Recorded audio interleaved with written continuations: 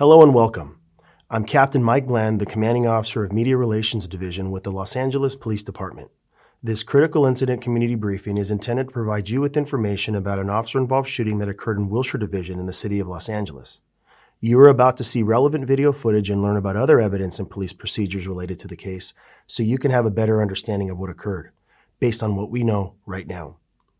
The LAPD conducts very thorough use of force investigations, which typically require investigators to interview multiple witnesses, view countless hours of video footage, and analyze a considerable amount of forensic evidence.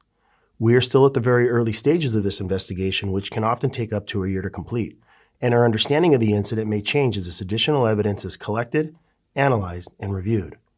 We also do not draw any conclusions about whether the officers acted consistent with our policies and the law until all the facts are known and the investigation is complete. A word of caution. The images and information you are about to see may be disturbing. When a police officer uses force to arrest a suspect or defend against an attack, it can be graphic and difficult to watch. In addition, there may be strong language used by those shown in the video. As such, viewer discretion is advised, especially for young children and sensitive viewers. On March 10, 2026, at around 6:50 a.m., Wilshire Patrol Division officers responded to a radio call for an assault with a deadly weapon suspect there now in the 1800 block of Alta Avenue.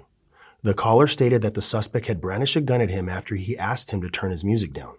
The suspect was described as a male black in his mid-20s to early 30s inside a parked black four-door car and armed with a gun. A portion of this incident was captured on the responding officer's body-worn video. Body-worn video cameras are used by most officers assigned to field duties. They are worn at chest level and capture a general perspective within line of sight from that angle. The angle of the camera prohibits viewers from seeing everything the officer saw and experienced. Upon activation, both audio and video will turn on. However, body-worn video cameras have a buffer of video without audio from the previous 2 minutes prior to activation. This feature is designed to capture incidents that occur suddenly, where an officer doesn't immediately activate the camera. Here is body-worn video from the officers involved in this incident.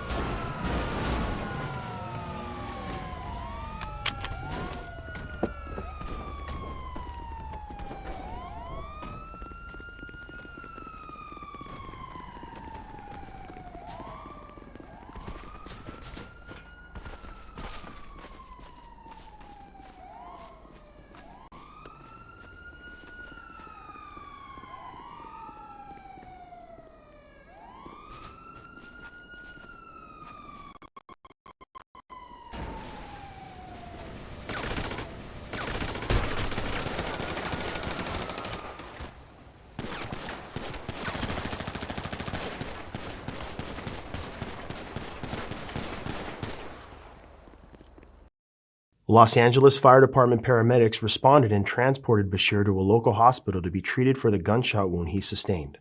While there, medical staff determined that his injury would require admittance to the hospital. Investigators recovered the handgun and 6-inch folding knife Bashir was armed with at scene and booked them both as evidence.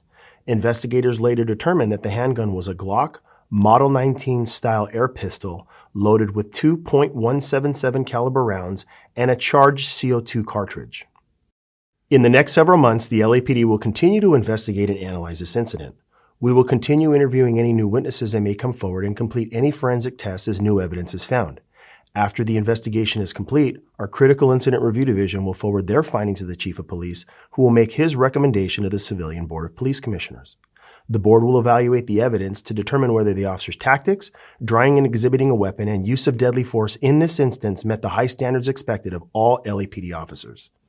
Additionally, the Office of the Inspector General will conduct a parallel and independent review of the investigation and will provide its recommendations to the board.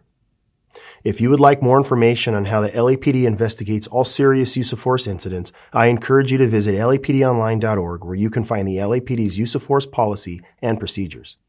Thank you for taking the time to view this Critical Incident Community Briefing.